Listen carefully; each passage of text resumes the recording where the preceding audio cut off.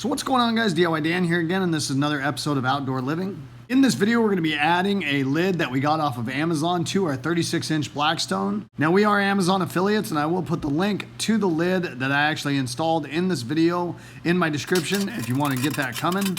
I'm going to go over why my wife and I actually decided to get the full lid for this Blackstone instead of just using the basting covers or domes. I'm going to go over the install of the lid, and I'm going to go over the likes and dislikes that we have about this lid and whether we felt it was worth the money.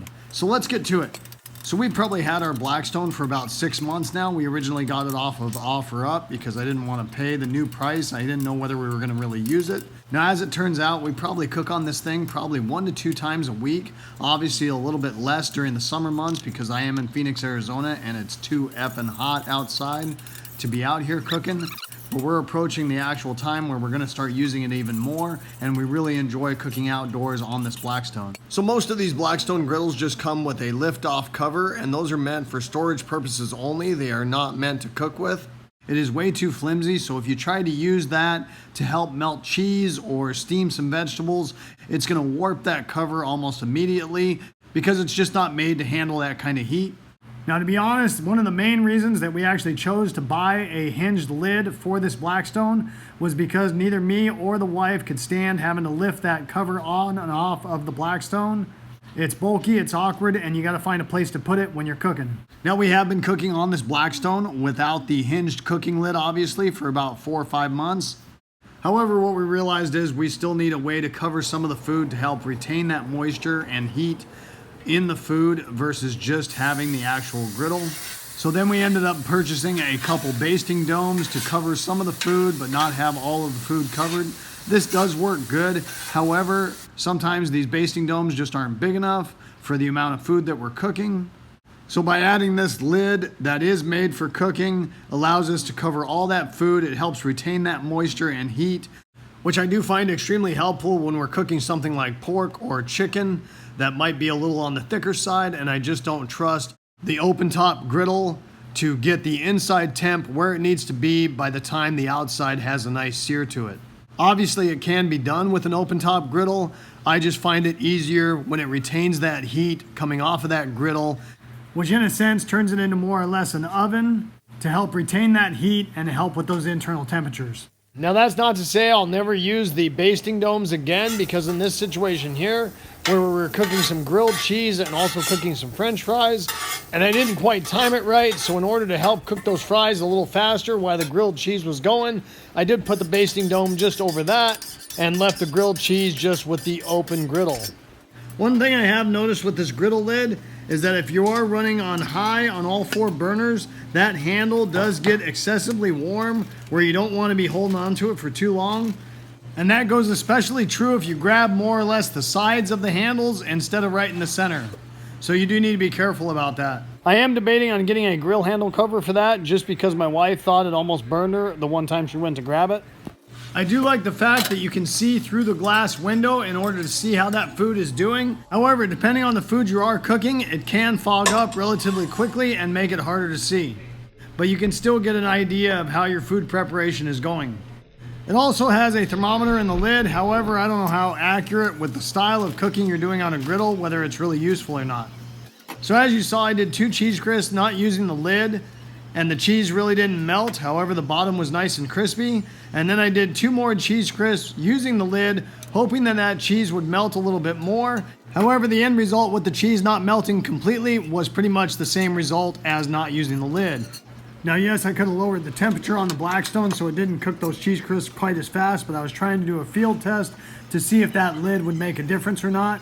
Granted, these cheese crisps only take a minute, so if it was something longer, obviously it is going to hold that temperature in a little better. So right here, we were actually pre-cooking some pot stickers to go in with our hibachi, and I do think that lid helped to retain some of that heat and help get that internal temp up as we were creating the sear on the outside.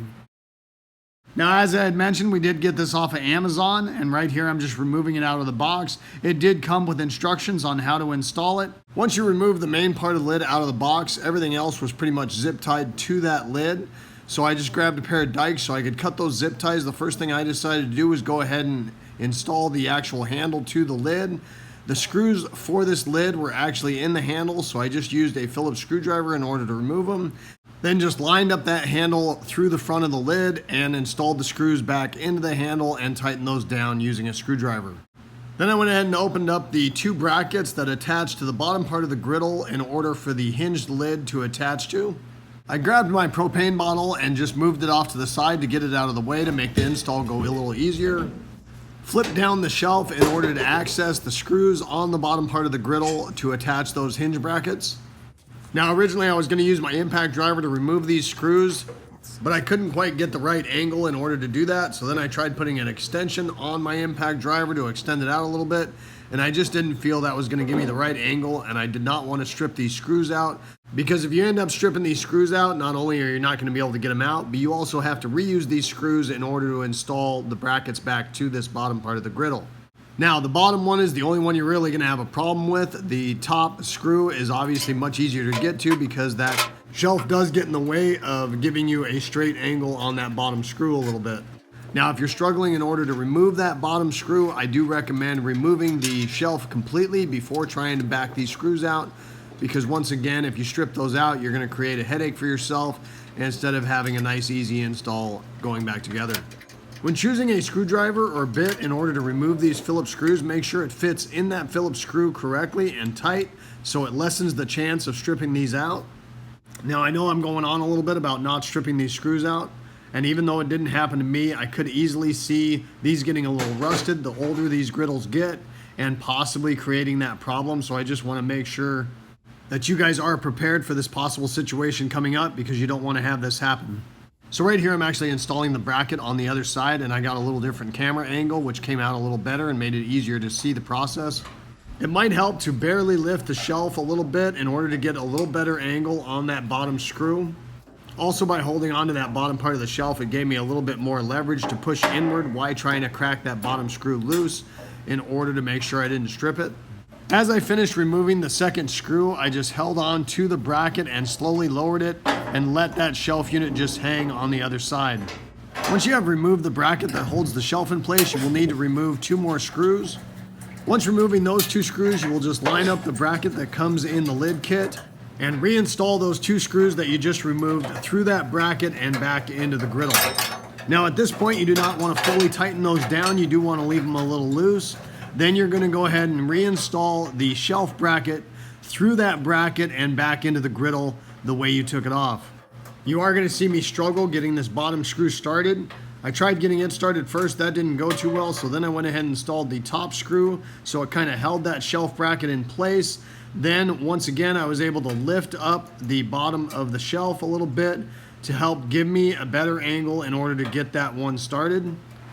Once again, if this looks like it's going to be too much of a pain in the ass, which this almost turned into, I would highly recommend removing the shelf so you don't possibly strip the threads out as you're trying to get that one started.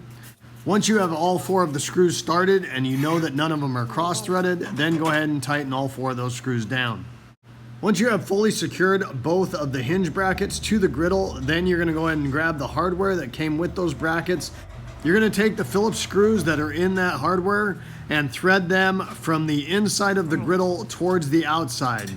Now this put me on the struggle bus a little bit, but it made sense when it was all said and done. Once you've got both of those screws started, then you're going to slide the hinge into place over the threads of those screws. If need be, you might need to tighten down those screws a little bit more once you have that lid in place, in order to make sure you have enough threads on the outside of that lid in order to install the nut.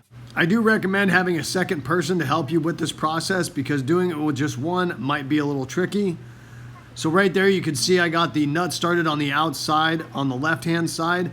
Once getting that left nut on and started, I did have to thread the right side screw in a little bit more, so I did have enough threads sticking out past the lid in order to start the nut on the right side. Once you get both of those nuts started, you could set the tension and make sure you are nice and centered on that hinge by adjusting either the Phillips screw on the inside or the nut on the outside. Now, being as though these nuts are not any type of a nylon nut or a crush nut, I do have a small concern that they might vibrate and fall off over time, so I will be keeping an eye on that. Now this lid does have a locking clip on it, and this is for safety reasons, obviously, so it doesn't possibly fall down on you while you do have it open while you're cooking. Now what I'm not a big fan of with this locking clip is not only do you have to pull on it in order to close the lid, but you also have to pull on it in order to open the lid as well, which I really don't like. You can pivot that locking clip over to the side, so then you do not have that issue. So that's just something you're gonna have to figure out for yourself, whether you want that safety feature. The lid does stay open on its own in the upright position, but there is that possibility of somebody bumping it and it coming down on you while you are cooking. So the wife and I's overall impression is that we do like the lid versus not having it. However, this lid is almost $125. So the question is it worth that money? Honestly, our favorite thing about it is not using that stupid removable cover that you have to find a place to set. I do think there's going to be circumstances where it does come in handy, like cooking chicken fajitas or hibachi. However, I do think there's going to be other circumstances where I'm just going to use the basting domes because it's simpler and we're not going to need to cover all of the food at one time. So the wife and I both agree that we do like having the hinged lid that you can use to cook. However, the downside is it is $125. So the justification of spending $130 or so versus just spending like 20 or 40 bucks on some basting domes is the real question, and we are kind of on the fence about that. So that's going to wrap it up for this video, guys. Hopefully you guys enjoyed it and it gave you some good information. If so, make sure you hit that like button and subscribe to my channel if you haven't already. I'd really appreciate it. The whole concept of my channel is to give you guys the most information in the least amount of time as possible so I don't waste your time. And I hope to see you next time. Have a good one. Later.